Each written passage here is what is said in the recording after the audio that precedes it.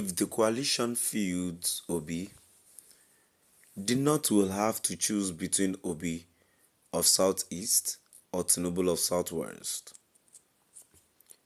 Good day, my dear listeners. Thanks for joining. Here is another interesting news I bring to your listening ears. As Shehu Sani says, if the coalition fields Obi, the North will have to choose between Obi of Southeast or Tinubu of Southwest. My dear listeners, moving on to the full details, kindly please subscribe to this channel and share.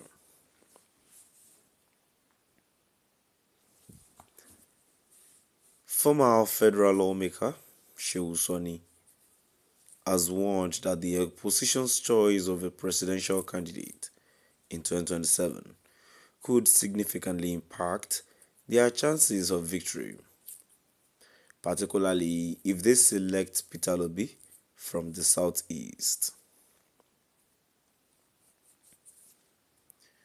Speaking during an interview with News Central TV from 8 minutes 20 seconds, Sani analyzed how different opposition scenarios would affect voting patterns across Nigerian regions.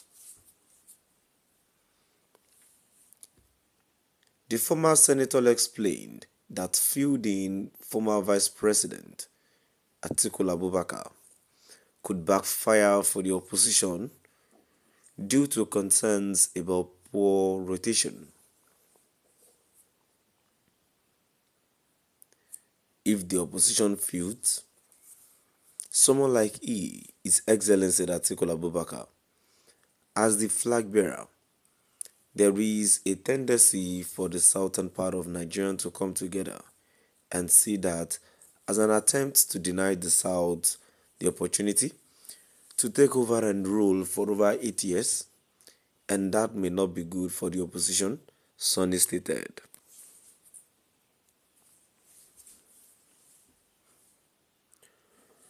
However, he suggested that selecting Peter Obi would present a different challenge, forcing northern voters to make a regional choice between two southern candidates. And if the coalition fields Peter Obi as the presidential candidate of the party, the North will now have to choose between Peter Obi from the southeastern part of Nigeria and Tinubu from the southwestern part of Nigeria.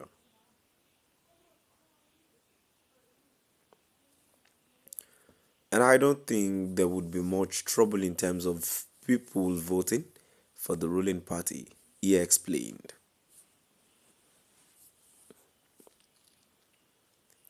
Sani warned that both scenarios could favor President Bola Ahmed Tinubu's ruling party, though for different reasons.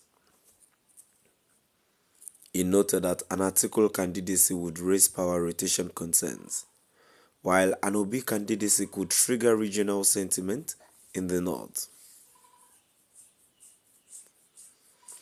Despite these challenges, Sani acknowledged that collaboration between the two opposition figures could potentially change the outcome.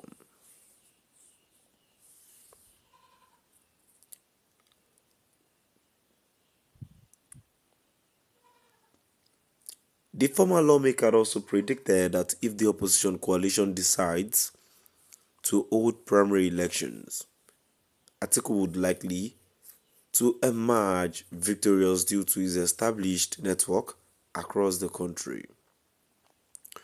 And my dear listeners, now we've come to the end of our today's news. Let's move down to the comment section. The first comment here says, Obi cannot become Nigerian president in 2031 and forever.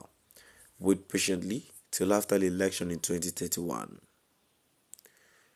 A comment who says, this is fake analysis. We Northerners will only vote our candidate, that is Atiku Abubakar, while if Southwest would love to vote for Obi or Asiwaju, we are waiting for them.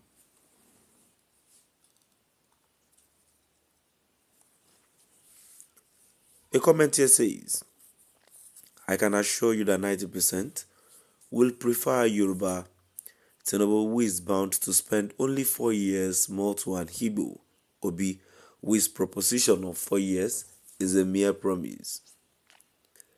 I bet it that on the eve of the elections, when realities of Inzaogu, murderer, and the audacity of the civil war stare them in the face, when even Atiku, Tambuwal, and El Rufai will not vote for Obi, they have done this to Jonathan before on the eve of elections.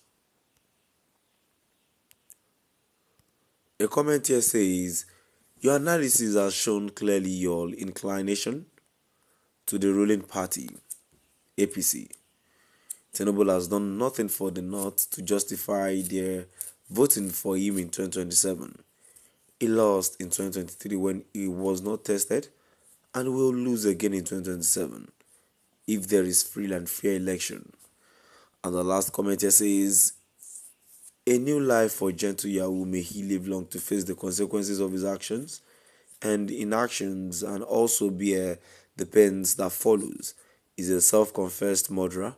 Watch how Peter Obi will avoid this news and start out talking about what happened. The somewhere up not. My dear listeners, now I've come to the end of our today's news. Please do drop by again. Please do drop by and let's know what your view is all about. Thank you for listening.